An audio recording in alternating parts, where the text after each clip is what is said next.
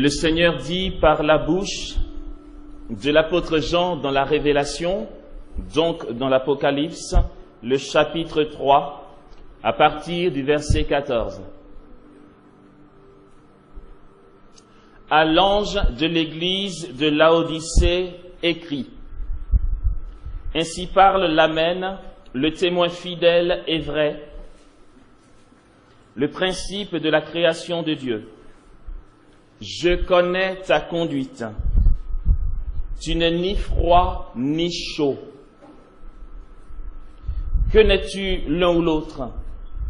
Ainsi, puisque te voilà tiède, ni chaud ni froid, je vais te vomir de ma bouche. Tu t'imagines, me voilà riche, je me suis enrichi et je n'ai besoin de rien. Mais tu ne le vois donc pas? C'est toi qui es malheureux, pitoyable, pauvre, aveugle et nu. Aussi, suis donc mon conseil. Achète chez moi de l'or purifié au feu pour t'enrichir, des habits blancs pour t'en revêtir et cacher la honte de ta nudité. Un collier enfin pour t'en oindre les yeux et recouvrer la vue. Ceux que j'aime, je les sémonce et les corrige. Allons, un peu d'ardeur et repens-toi. Voici, je me tiens à la porte et je frappe. Si quelqu'un entend ma voix et ouvre la porte, j'entrerai chez lui pour souper, moi près de lui et lui près de moi. Le vainqueur, je lui donnerai de siéger avec moi sur mon trône, comme moi-même, après ma victoire, j'ai siégé avec mon Père sur son trône. Celui qui a des oreilles, qu'il entende ce que l'Esprit dit aux églises.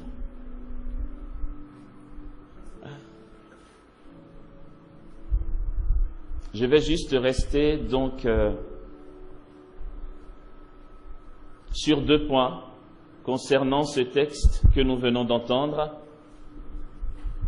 du livre de l'Apocalypse.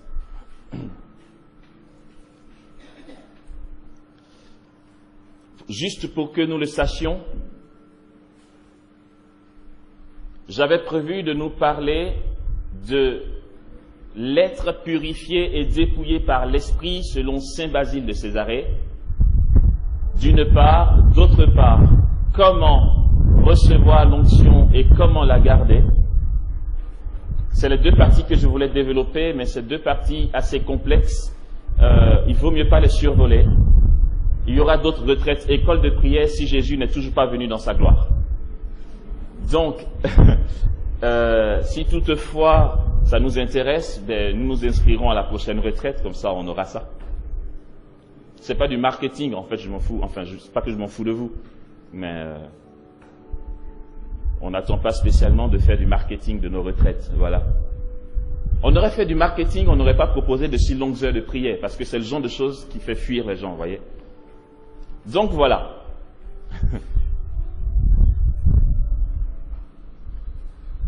Je vais faire un partage ici, selon le texte que nous venons d'entendre. Ça va constituer en même temps une conclusion de cette retraite. Là, je ne fais pas un enseignement, je fais un topo de conclusion. Voilà, on va dire ça comme ça. C'est aussi bien, il n'y a pas de problème. Je veux dire, voilà, le sauveur du monde, c'est Jésus-Christ, ce n'est pas notre programme, donc c'est pas grave. On laisse tomber. On vient d'entendre un texte où le Seigneur reproche à l'église de Laodicée sa tiédeur. Parce que tu es tiède, c'est-à-dire ni chaud ni froid, je vais te vomir de ma bouche. C'est hard comme parole. Et puis en fait, l'église de Laodicée se croit arrivée. Le Seigneur dit, mais attends, tu te dis, je me suis enrichi, j'ai besoin de rien. Mais tu ne vois même pas que tu es pitoyable, que tu es pauvre, que tu es nu. Aussi, suis mon conseil, achète chez moi de l'or purifié au feu pour t'acheter des vêtements et cacher la honteuse de ta nudité. La honte de ta nudité, pardon, ta honteuse nudité. Et je t'ouvrirai les yeux, enfin c'est dit dans le genre, quoi, pour que tu vois mieux. Voici que je me tiens à la porte de ton cœur, dit le Seigneur, et je frappe. Si tu entends et que tu ouvres, j'entrerai chez toi, je prendrai mon repas avec toi, et toi avec moi. Que celui qui a des oreilles entende ce que l'Esprit dit aux églises. Nous sommes dans une conclusion de cette retraite école de prière. L'équipe des écoles de prière ne constitue pas une fraternité. Nous sommes des frères et sœurs en Christ. Voilà. On a tous décidé de mettre à votre disposition un espace pour prier ensemble, avoir des topos sur comment prier, comment s'y prendre, et organiser aussi des écoles de prière ponctuelles qui dureraient une journée ou une demi-journée. C'est ce que nous essayons de faire, hein. On essaye de faire parce que l'organisation n'est pas toujours aussi nickel, mais on a la joie d'être là et de nous donner. Tous nous avons de grosses cernes, je vois mes frères et sœurs, et je suis content et fier de voir comment ils se donnent pour que la retraite se passe bien. Vous aussi, vous avez quelques cernes, parce que vous entrez dans le virus des fous qui ne dorment pas pour prier. Mais c'est une bande de fous et c'est bien. Alors, le conseil que j'aimerais nous donner, c'est un conseil fraternel.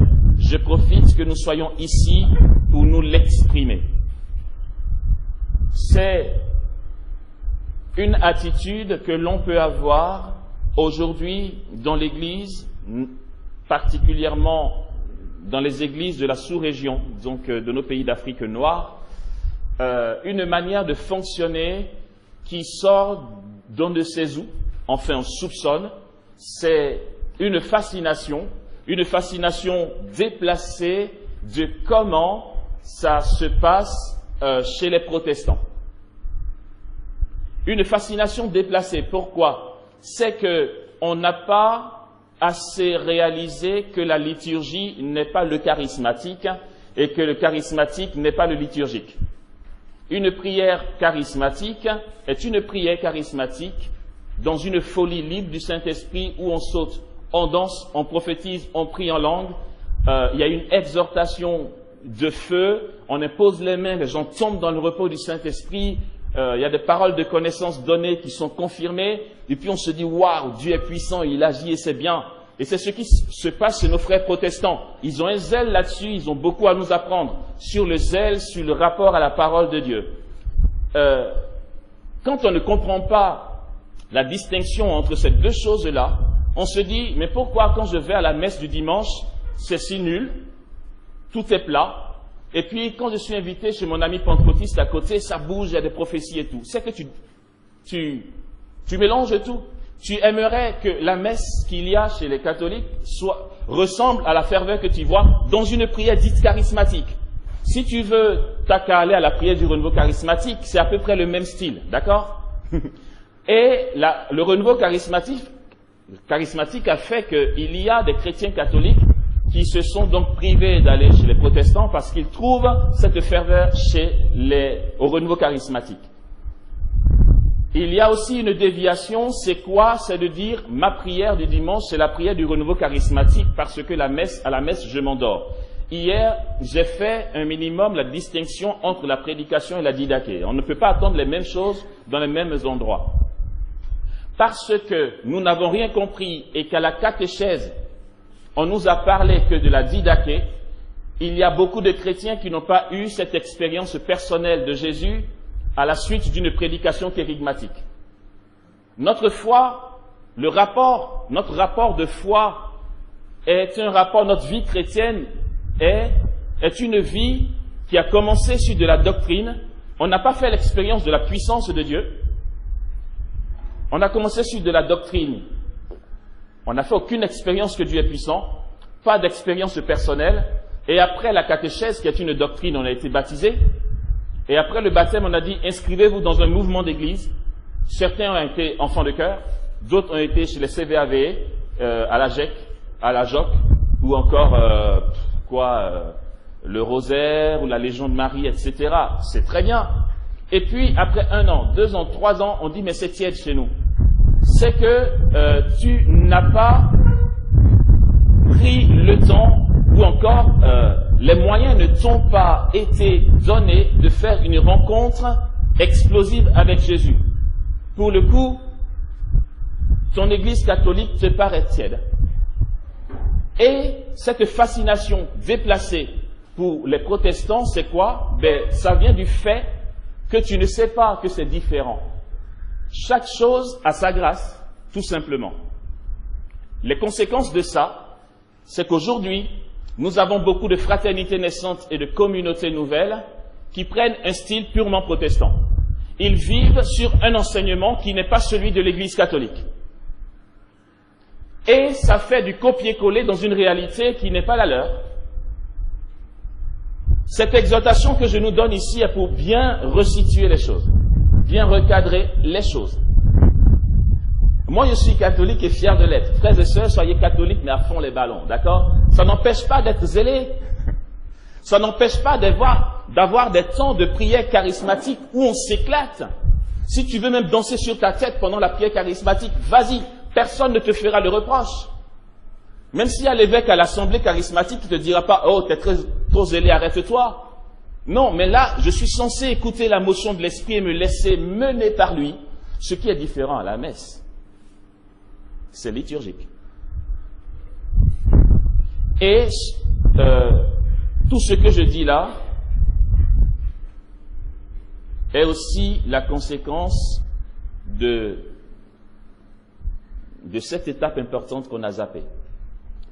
Les laïcs, selon le Concile Vatican II, les laïcs sont censés travailler en collaboration avec le clergé. Les charismes sont distribués au peuple chrétien, autant chez les clergés, dans les clergés, que chez les laïcs. Si un prêtre est charismatique, il l'est parce qu'il est baptisé. Si tu es charismatique, tu l'es parce que tu es baptisé. Lui, il a un plus, c'est qu'il a l'ordination qui lui donne le devoir d'enseigner, de gouverner et de sanctifier. À ce titre-là, c'est normal qu'il ait un œil sur ce que font les laïcs et que d'abord et avant tout, même s'il a un charisme extraordinaire pour l'évangélisation, il va privilégier son rôle dans la paroisse en tant que vicaire ou curé ou aumônier. Il n'a pas beaucoup de temps, sauf si son supérieur lui donne de l'espace pour aller annoncer l'évangile. Les charges que les prêtres ou les ministres ordonnés ont dans l'Église font qu'ils n'ont pas toujours le temps matériel d'aller en mission d'évangélisation. On a l'impression que nos pasteurs, les prêtres, sont tièdes, mais parce qu'ils sont appelés à autre chose. Je parlais avec un petit frère que j'ai connu, on l'a formé, il était dans une réalité associée de la communauté des béatitudes qu'on appelle les disciples de l'agneau. Donc nous l'avons formé à Paris. Il est resté 1 année dans notre maison pour la formation à l'évangélisation. Il a été ordonné prêtre il y a 6 mois. Je l'ai eu au téléphone, il m'a dit « Grand frère, écoute ces choses, j'ai besoin que tu me dises un truc. » Je lui dis « Qu'est-ce qui se passe ?» Il dit « J'en sais rien, mais depuis que je suis ordonné, mais je sens une tiédeur, mais je te dis une tiédeur de chez tiédeur, tu vois. J'ai l'impression que je perds le feu, je suis tout le temps pris dans des réunions, dans des célébrations de funérailles, de première communion, l'onction des malades, etc. J'ai pas le temps, je ne me crame plus, j'ai pas le temps, j'ai plus le temps. Je me meurs. Je dis, mais non, c'est normal, petit gars, tu vois, c'est tout à fait normal. En fait, là, tu es prêtre de Jésus-Christ. Tu n'es pas prêtre de Jésus-Christ pour être un charismatique pétant. C'est un choix que tu as posé. Je dis, tu vois, moi, j'étais au séminaire, je dis, non, je vais être laïque. Je suis laïque. Toi? Non, j'ai pas dit ça comme ça. Non, mais tu es prêtre d'abord pour ce que tu fais là. Tu ne peux pas t'en vouloir d'administrer les sacrements. Et le peuple a besoin de toi pour que tu célèbres les funérailles, que tu célèbres l'onction des malades, la messe, les mariages, l'accompagnement au mariage, les réunions des CEB, enseignement dans une CEB. Et puis, quand on l'invite pour une prédication, il regarde dans son programme, on lui dit par exemple, allez viens, on a un rassemblement de masse, on veut que tu prêches à telle date. Quand il regarde dans son agenda, en fait, il s'est déjà engagé à célébrer un funérail. Et puis là, il se dit, purée, quoi, mais qu'est-ce que je vais devenir? Je dis, non, mais c'est normal. Déjà, il y a une nuit que tu traverses à la suite de ton ordination parce que c'est un sacrement super balèze. Et puis d'autre part, il faut que tu vives ce temps-là. Il va falloir que tu trouves ton rythme entre ce que l'Église te demande en tant que prêtre et après ton feu intérieur. Tu trouveras un rythme. Ta vie de prière ne sera pas celle d'avant parce que tu n'as pas le même état qu'avant.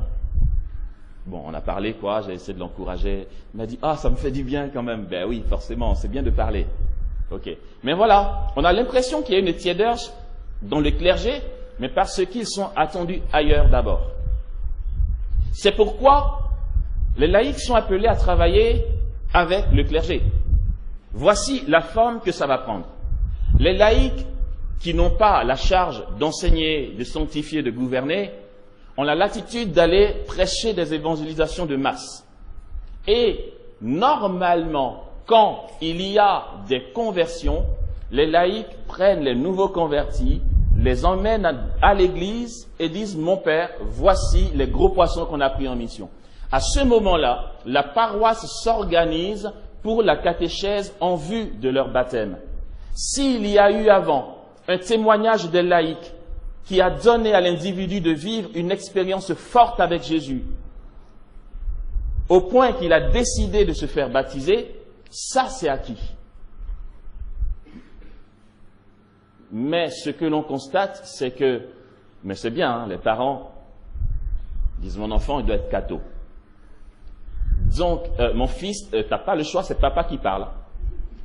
Tu vas t'inscrire à la catéchèse. L'enfant, il sait même pas pourquoi il va à la catéchèse. Il sait juste que c'est la religion de la famille. On entend souvent dire, je suis né catholique. Qui naît catholique? En fait, papa et maman étaient cathos. Et puis, ils t'ont emmené à la messe tous les dimanches, et puis à Noël, et puis tu as pris le feeling, quoi. Donc, tu es dedans, et puis tu comprends rien, en fait. Tu sais même pas le sens de ton baptême, pourquoi ci, pourquoi ça. Et puis, en même temps, tu es malade, mais le médecin ne trouve rien, ou bien tu sens un envoûtement, une infestation, mais t'es catho, voilà, tu vas à la messe, c'est plat, tu comprends que dalle, tu sais même pas pourquoi tu es là. Et puis un jour, tu passes devant un bâtiment, tu entends des chants de louanges, et puis tu dis, c'est quoi ici? Tu rentres, et là, parole de connaissance, le pasteur donne une parole de connaissance immédiate sur ta vie. Le Saint-Esprit te visite, tu es guéri, tu dis, non, non, non, je suis plus catholique. Non! Mais c'est des choses qu'on ne sait pas, frères et sœurs, ok? On doit travailler comme ça, en lien. Il faut vraiment repenser le fonctionnement de l'évangélisation. L'Église est missionnaire et sa mission veut qu'elle sorte témoigner et qu'elle ramène les fils de Dieu pour les sacrements. Voilà. Si ça se dit, on va pouvoir comprendre ce qui suit. Et c'est un conseil que je nous donne. Il y a un fonctionnement, et c'est ce que j'ai commencé à dire,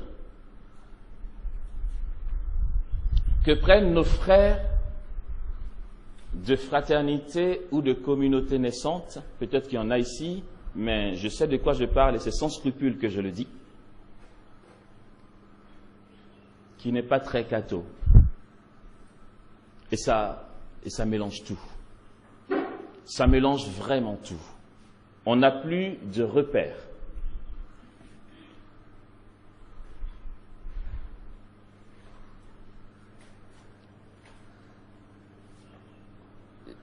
C'est pas pour dire, et puis je m'en fous en réalité, mais c'est pour mieux expliquer ce que je dis là, que je vais dire ce que je vais dire maintenant.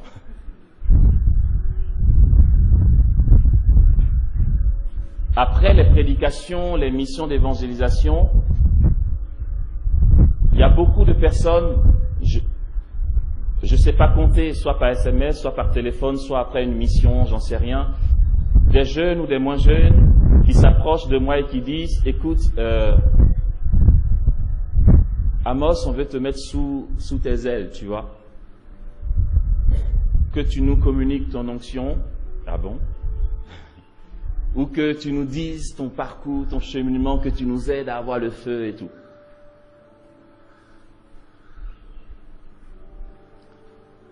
Je vous assure, si je voulais être papa d'une multitude, j'aurais une barbe blanche depuis longtemps. J'aurais plein de fils spirituels.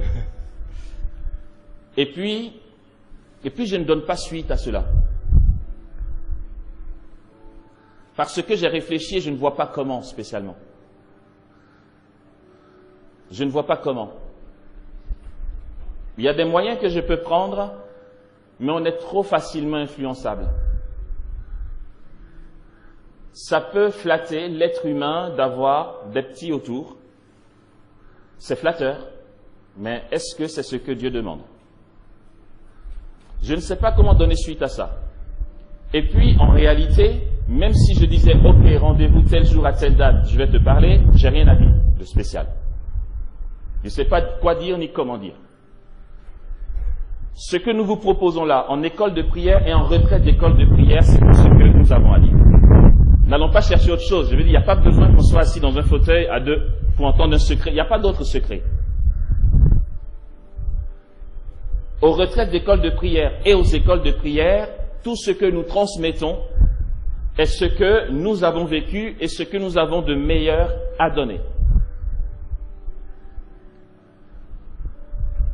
Et je trouve que c'est mieux comme ça. C'est que un message est véhiculé, chacun l'entend selon sa soif de Dieu, et il prend son envol.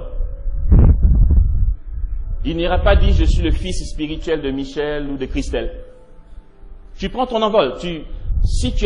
Voilà, c'est ce que dit la parole de Dieu. Celui qui a des oreilles, qu'il entende ce que l'Esprit dit aux églises. Si ça t'a percuté, que ça t'intéresse, va, prie. On n'a pas besoin de se connaître ou de se voir. C'est pas grave. Je vis ma vie, tu vis ta vie. Le Seigneur fera avec toi. Et puis, ça se trouve un jour, je viendrai te voir, je ne saurais même pas que tu étais dans l'assemblée des écoles de prière. Je te dirai, tu as une grâce trop forte, j'ai besoin de ton conseil. Et tu vas dire, oh là là, mais, pourtant il était à l'origine de ça. Mais voilà. Mais c'est l'œuvre de Dieu. Il n'y a personne qui a le droit d'avoir une mainmise. C'est un manque de chasteté, ça, avoir la mainmise. Pour vouloir guider la vie de l'autre. Et je trouve que c'est mieux comme ça. On essaye d'avoir les écoles de prière et de donner le maximum. On vous fatigue, on vous dit restez devant Jésus toute la nuit, priez les 1000 Ave. Mais parce que notre soif de Dieu, c'est cela. Et c'est ce qu'on vous donne. Pourquoi avoir besoin d'appartenance où je dis oui, moi, de toute façon, on a entendu la même chose, mais Amos m'a dit ça à huis clos, je me suis privilégié. Non, c'est la même chose qu'on dit à tout le monde. Et donc, ce qu'on a, on donne, il n'y a rien à cacher. Il n'y a pas de secret, sinon je serais féticheur, je suis chrétien catholique, c'est tout. Voilà. Et c'est pour éviter de tomber dans ce travers d'hommes de Dieu. Nous sommes en retraite école de prière, et c'est le lieu d'en parler. C'est ce que je crois, parce que c'est ce que l'Église croit, que je nous donne ici. C'est très rapide, hein. Je veux dire, être l'homme de Dieu vénéré, applaudi ou escorté, sans exagérer. Si je baisse en simplicité, et que je veux me faire une notoriété avec le côté homme de Dieu servi, vu ce que le Seigneur fait quand on est en mission, en moins d'une semaine, on peut rassembler une troupe. Il suffit de regarder les SMS qu'on reçoit. Alors, qui c'est, il y a 6 mois, qui m'avait dit « Je veux être ton disciple ». Je le rappelle. Tu es toujours chaud? Ah ouais, viens. Alors, quel autre? Lui, je l'appelle. Et puis, c'est des personnes qui ont un bon fond qui veulent apprendre, mais si je suis malhonnête, je vais m'en servir pour me faire servir. Or, on a à donner Jésus aux gens. On n'a pas à se mettre devant des gens pour dire, voilà. Donc, pour ta formation, je te signale que, déjà, il faut que tu apprennes que l'homme de Dieu doit être vénéré. Et comme, pour l'instant, c'est moi l'homme de Dieu, vas-y, allez, fais tes preuves. Vénère. sinon tu dégages. Et le petit gars, mais lui, il y croit, il se dit, ah, c'est la formation que j'ai demandé qui commence. Donc, je fais la courbette. C'est horrible. On a le même baptême. Ton frère te dit, comment tu as fait pour expérimenter un tel charisme? Tu lui dis, j'ai prié. J'ai été à Jésus, le voici là, tu peux y aller. Et puis, on reste frères et sœurs dans le Seigneur. Et puis, c'est beau. C'est un travers que l'on commence à prendre. Et il ne faut pas tomber là-dedans. Dans l'enseignement que j'avais prévu, qui est comment garder l'onction, j'aurais mieux développé ce côté-là. Vous avez des personnes qui ont commencé petitement dans une communauté ou une fraternité, qui n'étaient pas spécialement entendues. Nous en parlions hier. Tu suis Jésus chaque jour à travers la décision des responsables. Tu as ta vie de prière. Tu as une telle soif de Dieu que comme tu n'as pas encore la parole, en toi il y a une simplicité, une pauvreté qui plaît à Dieu et tu expérimentes un grand charisme. À ce moment-là, l'orgueil de l'homme, j'ai le super charisme. Maintenant, je perds ma simplicité. Je perds la pauvreté qui a attiré Dieu en moi. Je perds ma vie d'ascèse et là je commence à avoir la grosse tête. Ton onction va baisser. Et puis, comme, bien sûr, tu commences à avoir des personnes autour de toi qu'il faut que tu gères et que tu perds la simplicité pour toujours garder pas ton autorité, ton gourouisme, ça existe. Tu vas commencer à te fabriquer un masque, des artifices, pour te donner toujours une carrure. Et tu perds l'onction parce que tu mens. Tu mens à ceux qui sont en face, tu n'as pas la simplicité de dire j'ai mal fait, pardon. Non. Tu ne diras surtout pas ça à ceux qui t'entourent, je vous en prie, parce que tu es l'homme de Dieu. Pitié. Je me suis enrichi, dis-tu. Je ne manque de rien. Mais tu ne vois pas que tu es nu et que tu es pitoyable. Et puis, non, il n'y a plus de feu. Dieu est bon, donc il fait. Mais toi, ta capacité d'accueil, de transparence qui fait passer la pureté de la grâce que Dieu te donne, est rétrécie. Dieu n'a pas changé, c'est toi qui as changé. Dieu te donne encore comme avant, mais toi tu as changé. Ta simplicité n'est plus. Ta pauvreté n'est plus.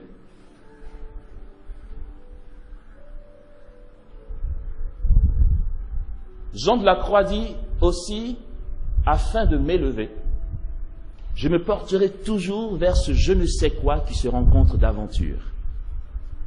Afin de grandir en Dieu, je prendrai comme essentiel Dieu et Dieu seul.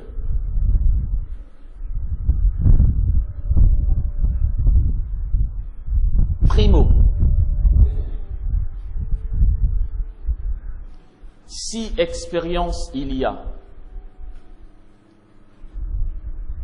et par exemple, Dieu seul sait combien j'ai beaucoup à apprendre de mon grand frère Jean-Claude qui est là, son expérience de vie communautaire. Bon, on ne va pas faire tout le CV de Jean-Claude parce que c'est énorme. Toute son expérience, j'ai beaucoup à apprendre de lui. J'étais pas encore à la communauté des béatitudes quand Jean-Claude était déjà responsable de maison. Et dans l'identité de la communauté des béatitudes, qui est la communion des états de vie, je vais faire un peu ton pro-dada, c'est pas grave, c'est juste un peu. Le frère que vous voyez là a été responsable de religieux, de religieuses. Il a été leur formateur à la communauté des béatitudes en tant que berger de maison. Voilà. Et donc si expérience il y a, et s'il y a quelque chose à communiquer, c'est ce que nous essayons de donner ici dans les écoles de prière. Et puis n'attendons pas autre chose. Et puis on entend dire, ouais, écoutez, votre Amos, c'est bon, vous pouvez vous le garder. Ça fait 15 000 ans qu'on veut le rencontrer, on ne peut pas le voir. Mais puis quoi encore? Non, je me fous pas de toi, c'est vrai. Par charité, si j'ai le temps de te voir, on parlera. Mais tu sais, si je n'ai pas eu le temps matériel, mais c'est pas grave. Je ne suis pas indispensable. En fait, on peut avoir l'impression que, ouais, Amos, il fait le malin, il s'en fout. Non, je m'en fous pas de vous. Mais en fait, aussi, j'ai conscience que je ne suis pas indispensable. Et que si je ne l'ai pas fait, Dieu le fera. Je vous porte en prière. Mais on est tellement borné sur un soi-disant homme de Dieu, c'est lui, si tu le touches, Dieu te bénira. Si c'est pas lui, oh non, non, non. Du coup, on en veut à la personne, on est aigri, on dit ouais, on peut pas. Et puis tu penses que ta malédiction, pardon, pas ta malédiction, l'épreuve que tu traverses ne part pas parce que tu n'as toujours pas vu Amos. Attendez, pitié, quoi. Et puis, le pauvre petit ici, on lui en veut. Certains même sont en train de penser des trucs dans leur tête. Ok, ben, si vous voulez, mais bon, je veux dire, ça ne sera pas plus que si tu vois un autre chrétien qui va prier pour toi. Voilà. On donne ce qu'il y a à donner, et donc, primo, recevons ce qui est donné, et trouvons Dieu. Vivons notre histoire avec Dieu. Surprenons l'Église. Surprenons nos frères et sœurs. Allons dans le secret de notre coin prière avec Dieu. Trouvons-le et invoquons-le selon notre soif. Personne n'est dépendant de l'autre. Vous n'avez pas besoin des membres de l'équipe des écoles de prière. Vous n'avez pas besoin, même pas, je n'ai même pas besoin du pape François, bien sûr, hormis sa fonction dans l'Église. Je veux dire, je ne l'ai jamais rencontré, je n'ai jamais eu d'audience privée. Ça ne m'empêche pas de prier dans le secret de ma chambre, de rencontrer Dieu. Pourquoi appuyer mon espérance de grandir en Dieu sur le fait de rencontrer quelqu'un et de lui parler? Ouais, mais on ne sait pas prier, on ne sait pas comment faire. Il y a les écoles de prière. Et puis, pour ne pas que ça tombe dans l'oubli, on s'efforce d'enregistrer. Donc, ça peut rester là, tu peux écouter 15 000 fois. J'ai bien aimé un frère en Christ qui m'a dit une fois, j'ai beaucoup cherché à te rencontrer, mais c'est pas grave si je ne te vois pas. Parce que j'ai acheté quasiment tous tes CD. Donc, j'écoute. Et puis, voilà, du coup, j'ai les réponses que j'attends. Bon, c'est bien, voilà. Je dis, moi, je peux vivre aussi ma vie, avoir un peu de temps pour aller à Bassam, faire un petit plouf, sans que j'ai à me mobiliser tout le temps pour dire un tel veut me voir. Enfin, voilà, ça c'est beau, je trouve ça beau comme réaction. Ceci dit, primo, prenez l'enseignement de l'Église et on s'efforce d'être le plus proche possible de l'enseignement de l'Église dans les écoles de prière. Et puis vivez ce que Dieu vous demande par l'Église. Premier point. Secondo, je le disais à la dernière école de prière. Pour ceux qui n'étaient pas là, je le répète. En fait, je ne vais pas dire on a décidé parce que c'est pas on, en fait c'est moi. J'ai décidé que je ne recevais plus pour l'écoute spirituelle. Beaucoup de gens ont voulu me rencontrer pour parler. Pourquoi pas? J'étais partant. Mais le constat objectif, c'est que depuis 2013, il y a des personnes inscrites. Depuis 2012, des personnes inscrites qui n'ont pas encore pu me rencontrer. Parce que si une fraternité ou une réalité d'église m'invite, me disent on te paye le billet d'avion, en fait, parce que les spots passent, les gens savent qu'il va venir. Donc certains anticipent. Depuis la France, ils disent est-ce que tu peux intervenir? Si je sais que j'ai 2 semaines ici, que j'interviens juste un week-end pour ceux qui m'ont invité, pourquoi pas? Du coup, avant d'arriver, en général, le programme est fait. Et je profite de ma présence ici aussi pour des vernissages, vous voyez, voilà. J'essaie de travailler de même. Hein. Et donc, entre les missions et le travail, mon assistante est là dans l'assemblée. Elle, son rôle est différent de celui de Christelle. Christelle me dit, tu as une mission à 16 heures, tu es prêt?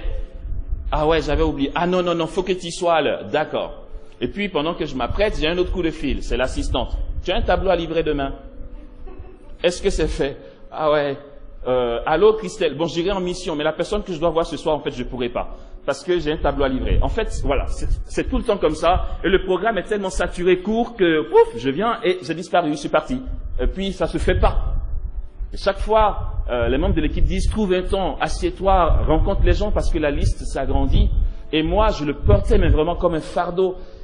J'avais pas la paix du cœur parce que je me suis engagé pour les recevoir et ça ne se fait pas. Et c'est un manque de charité. Plutôt que de manquer de charité, j'ai analysé la situation, je dis non, Dieu ne m'attend pas là. Et je vais dire pourquoi. On n'est pas laïque pour avoir la vie d'un prêtre. On a été habitué à voir des prêtres qui ont évangélisé avec un charisme fort, Je vais citer des personnes qu'on connaît, c'est le directeur spirituel de Radio Espoir, par exemple, le père Peter Armakobina, le père Abécan, dans le temps le père Raymond Alter. C'était les figures charismatiques. Et ceux-là, à la suite d'une évangélisation, quand on voulait les rencontrer, on arrivait à les rencontrer. On prenait rendez-vous et c'était effectif. Le truc, c'est qu'ils sont prêtres. Ils sont payés pour ça, manière de parler. La journée, pendant que nous on est au boulot, et ils sont dans leur bureau pour accueillir. Donc ça se faisait. Les prédicateurs, aujourd'hui, sont composés autant de prêtres que de laïcs. Et puis inconsciemment, on veut transposer ce que faisait le prêtre sur le laïc. Si on pouvait voir un tel père, je dois pouvoir aussi voir Amos. Mais Amos est laïque et l'autre il est prêtre. Amos n'est pas payé pour faire l'écoute spirituelle. Lui, oui, le diocèse s'occupe de lui pour ça. Vous comprenez? Du coup, là où Dieu l'attend, lui, c'est d'être dans son bureau et vous recevoir. Là où Dieu m'attend, moi, c'est de livrer la commande que j'ai à livrer demain. Non, mais vous comprenez pas, c'est compliqué? Regardez, supposons que on prenne les moyens pour une rencontre avec les personnes qui sont inscrites sur la liste et que tout le monde soit écouté. Et puis, les clients qui ont commandé des tableaux constatent que je ne respecte pas mes dates de livraison. Qu'est-ce qui glorifie Dieu? Je vais dire quoi? Ah non, en fait, j'écoutais les gens et puis je priais pour eux. Mais ils s'en tapent que tu écoutes les gens. C'est une question de boulot et de profession. Tu as donné ta parole, tu fais. Or, la doctrine sociale de l'Église veut que quand le chrétien travaille, qu'il le fasse bien. Désolé, mais ne nous demande pas de quitter là où Dieu nous attend pour donner plus de temps. J'aimerais bien, mais quand j'ai réfléchi, j'ai vu qu'en fait, non. Ce souci-là a donné à certains laïcs d'arrêter de travailler. Ici, nous sommes dans une très grosse erreur. Aussi, frères et sœurs, conseil fraternel, ne faites jamais ça. J'arrête mon boulot pour me consacrer à l'œuvre de Dieu. Ah ouais? Écoute, tant que tu as de quoi payer ta facture à la fin du mois, vas-y. Ah ben oui, je paye ma facture. Mais en fait, ça te vient d'où? Non, mais ceux qui viennent parler avec moi, ils banquent, tu vois, ils donnent la dîme. Ah ben oui, c'est normal. Il est venu me voir, j'ai prié pour lui, Dieu l'a béni. Là où tu as été béni, tu donnes la dîme. Hein? Là où il a été quoi? Béni. Non mais puis quoi encore? Tu te prends pour quoi ou pour qui? Ne savons-nous pas que la prière qu'on peut faire ici pour que le frère ou la sœur soit béni nous vient de la prière ecclésiale? Vous ne savez pas ça? Quoi, tu te crois isolé? Tu penses que tu as l'onction et que tu peux fonctionner sans la prière de l'Église? Au point que tu prends comme argument, là où il a été béni, donne la dîme. Là où il a été béni, c'est dans l'Église. Tu es dans l'Église et tu bénéficies de la prière de l'Église. Pour qui tu te prends? Tu crois que tu es saint ou que tu es digne de quoi que ce soit? Ne savons-nous pas que dans les monastères, les moines et les moniales prient pour les missionnaires? Et nous, on va venir, on va dire, ouais, je touche ta chaise et puis tu es guéri. Et puis on va dire, ouais, c'est moi. Non, c'est pas toi. Non, c'est pas du tout toi. Il y a des personnes consacrées dans le monastère qui ont consacré toute leur vie à prier. Tu bénéficies de leur prière, tu bénéficies de toutes les intercessions pendant les messes, pendant les offices des heures. Et puis tu t'accapares la grâce ecclésiale en disant, je veux la dîme parce que c'est chez moi que tu as été béni. Tu as un chez toi. Et j'en vis. C'est ça, j'en vis. J'ai une grosse baraque. Et puis de grosses voitures. Et puis j'ai dit, Dieu m'a béni. C'est faux. C'est pas ça. La providence divine, c'est quoi? La providence divine, c'est Dieu qui intervient dans ta vie pour une richesse matérielle, si tu veux, mais sous forme de grâce infuse. La bénédiction et la prospérité matérielle n'est rien d'autre qu'une bénédiction collatérale. C'est une bénédiction collatérale. On ne cherche pas l'union à Dieu pour avoir du matériel. Waouh, mais qu'est-ce que c'est? C'est une manière de ternir la puissance que Dieu peut nous donner. Tu trouves Dieu et puis bénis derrière. Mais tu ne fais rien pour. ça te tombe dessus. Le fondateur de la communauté catholique des Béatitudes, le frère Ephraim, une fois on parlait, et puis c'était il y a longtemps, ça s'est pas fait. On va dire que Dieu n'a pas permis, et puis c'est tout. Mais je lui disais ma soif de rester de longues heures devant Jésus. J'ai dit, quand j'étais encore à la communauté des Béatitudes, j'ai dit, en fait, notre vocation centrale, c'est la prière, mais qu'est-ce qu'on se disperse avec plein de choses. En fait, j'ai soif de rester devant Jésus, mais toute la journée, quoi. Il a dit, mais fais-le. Je dis, mais comment tu veux que je fasse? Communauté que tu as fondée, là, je t'assure, la journée, laisse tomber. Et puis, bon, comme ça, dans sa folie, il avait dit, écoute, je te prends chez moi. Tu viens, je vais te construire un ermitage, ça sera ton ermitage. Oh, trop fort. Il dit, normalement, la construction d'un tel ermitage, on doit compter dans les 40 000 euros. Ouh. Il dit, mais t'inquiète pas, si Dieu veut, ça va se faire. La providence va agir, si c'est la volonté de Dieu. Et moi, je lui dis, d'accord, est-ce que tu veux que j'en parle pour voir s'il y a des donateurs? Écoutez bien ce qu'il m'a dit. Il a dit, mais surtout pas, si tu fais ça, ce ne serait plus l'œuvre de la providence. Ah, tu vis ta vie, et puis, dis à Dieu que tu veux un ermitage. Tu n'as pas besoin d'aller voir quelqu'un pour dire « paye ta dîme ». Ne mets pas sous le compte de la providence, mon gars. C'est pas, non. Tu vis ta vie. Et puis, pouf, ça se fait. Je racontais hier à Songom Braté, hier soir, que justement Ephraim, quand il était aux États-Unis, le Seigneur il avait reçu de donner $20 à un homme de Dieu tous les jours. C'était sa participation à l'œuvre de Dieu, sa participation matérielle. Et puis, il parlait avec quelqu'un, je ne sais plus le contexte précis, mais dans un café ou dans un bar, il en est arrivé à le dire à une dame qui était assise en face de lui, et il lui dit, le Seigneur m'a mis à cœur de donner $20 à un homme de Dieu tous les jours. Elle dit, ah bon, ah c'est beau, mais faut-il encore que tu trouves $20? Il dit, ah mais le Seigneur me le demande, donc il me le donne, les $20 tous les jours. Elle dit, ah bon? Ah mais donc il est puissant ton Seigneur. Il dit, oui, il m'a jamais fait défaut. Je lui ai dit, ok, donc tous les jours il me trouve $20 à donner à un homme de Dieu. Ils étaient dans le bar. Pendant qu'ils parlaient encore, bien sûr dans un bar quand vous causez, les autres n'entendent pas. Une dame qui était assise à l'autre bout se lève et vient vers eux. Ils disent, oui, bonjour madame. Elle dit, écoutez, j'étais à l'autre bout, je ne sais pas pourquoi, le Seigneur m'a mis à cœur de vous donner $20. La dame dit, waouh. Ben oui, ça c'est la providence. Tu provoques pas, tu disais, hé, coucou, excusez-moi de vous déranger, j'ai besoin de $20 pour donner à un homme de Dieu. Ça c'est pas la providence. Enfin, voilà, en fait Dieu, il fait selon sa sagesse, d'accord? Et donc, ça n'est pas juste que le laïc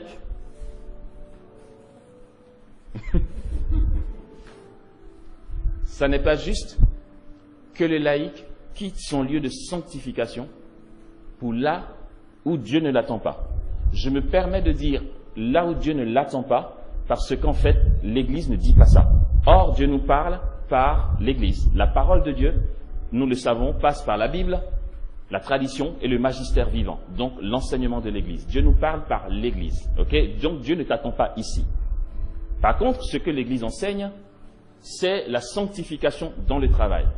Celui qui est laïque, là où Dieu l'attend d'abord, ce n'est même pas dans l'évangélisation, c'est dans le travail bien fait. S'il a une famille, s'il est en couple ou en famille, son devoir d'être en famille, quand tout ça est bien fait et bien réglé, ensuite, il peut aller évangéliser.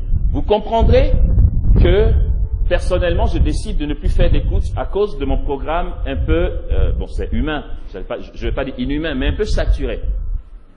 Je ne vais pas négocier entre mon devoir d'État et écouter les personnes. Je sais que les priorités sont là.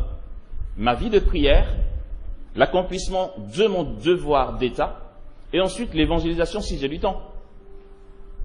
Ce qui fait que, moi c'est cool, j'aime trop comment le Seigneur a géré avec moi dans ma vie. Après, je sais pas vous, hein. Certains sont là, ouais, je suis pas bien, je suis pas comme l'autre, mais moi je suis bien d'être moi, je suis pas toi et c'est bien. Voilà.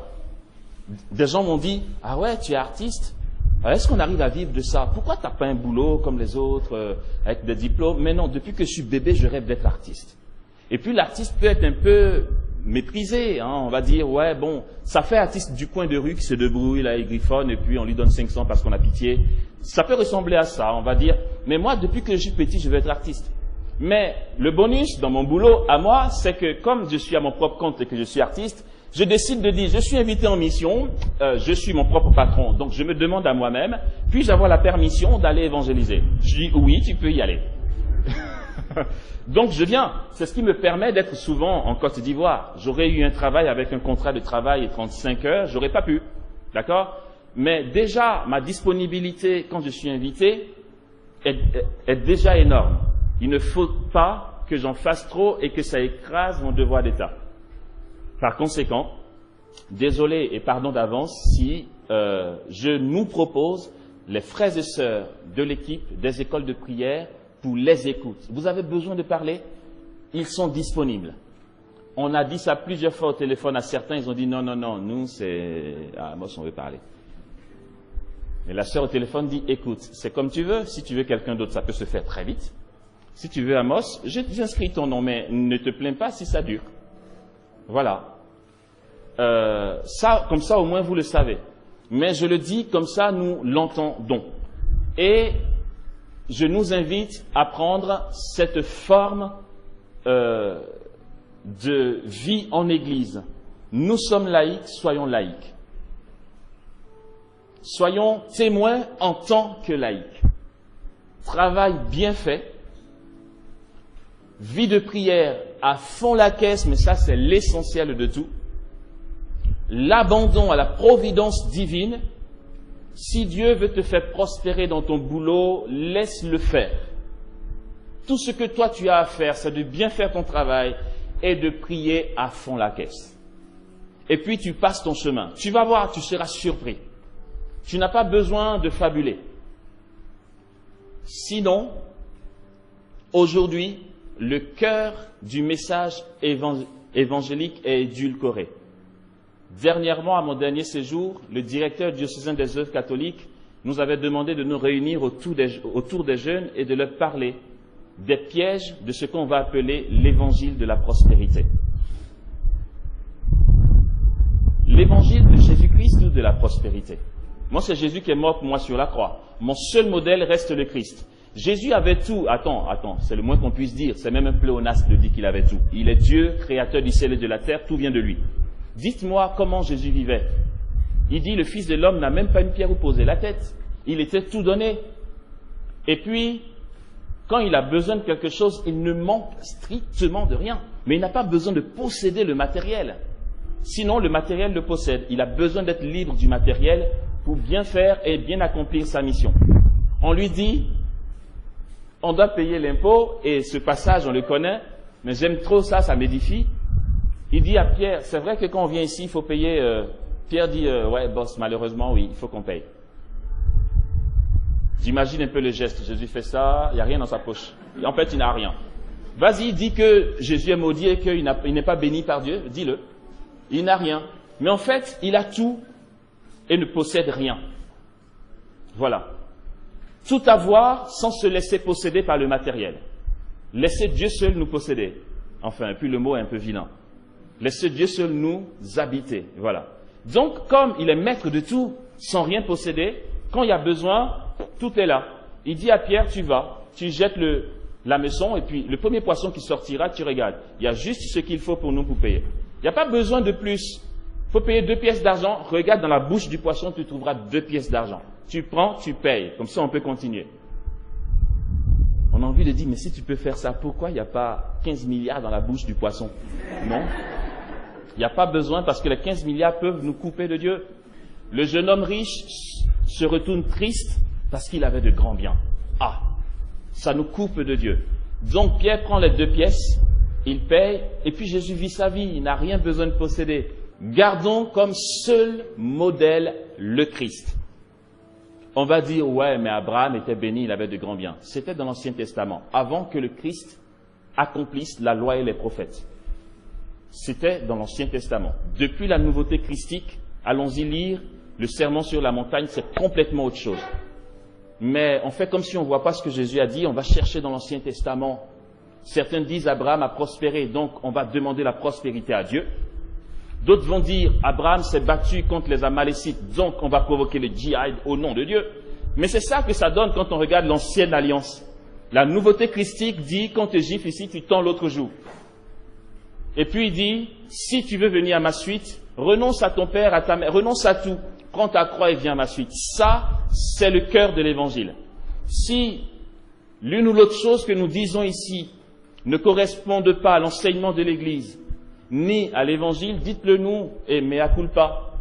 Mais on essaie de donner ce que l'Église nous demande de vivre, ce que Dieu nous demande de vivre par l'Église. D'accord? Je récapitule et fin.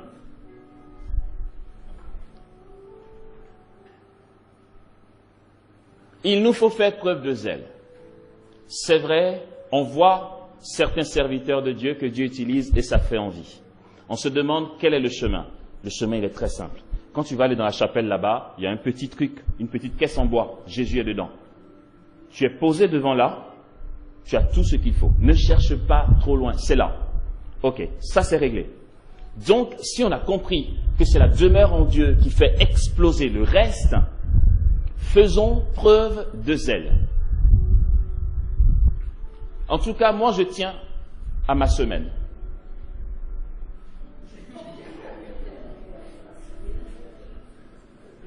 Quand on va dire, ouais, mais Christelle, dis-nous comment tu fais pour avoir l'onction. On te parle de semaine. Tu dis, ouais, c'est trop long la semaine. Mais voilà, mais c'est ton choix. Donc je tiens à ma semaine. Quand je dis ça, je dis rien, hein. Je vous assure, je dis que dalle. Faire preuve de zèle dans le Seigneur, être ajusté pour trouver Dieu dans les endroits où il nous attend, ne pas avoir d'illusion de toute puissance. L'illusion de toute puissance, c'est vouloir être au devant et montrer qu'on est fort au point qu'on prend la place du bon Dieu. C'est vouloir obliger Dieu à faire ce qu'il n'a même pas prévu. Seigneur, vas-y, ressuscite les morts, s'ils ne vont pas voir que j'ai l'onction, allez, fais-le. Mais lui, il n'a pas prévu. Mais comme tu as un désir de toute puissance, tu lui dis de faire à tout prix. Et tu perds l'onction, comme ça. D'accord? Être ajusté dans l'Église selon notre statut et notre état de vie. Et n'hésitez pas à vous cultiver vous-même, à lire les bouquins. Soyons curieux. On dit, ouais, l'Église vous cache des choses. L'Église ne nous cache rien du tout. Le catéchisme de l'Église catholique est vendu dans toutes les librairies chrétiennes. Tu achètes ton catéchisme, une question te trotte, tu vas chercher, tu lis, tu as la réponse. Tu comprendras ainsi ce qu'est la prière liturgique, la prière charismatique, comment faire, pourquoi ci, pourquoi ça. Et tu verras qu'en fait, tu as un bagage incroyable. Éphraïm, quand on lui a demandé pourquoi tu t'es converti au catholicisme, lui qui était pasteur protestant, il a répondu, je ne me suis pas converti au catholicisme, je suis allé vers une plénitude plus grande. Amen.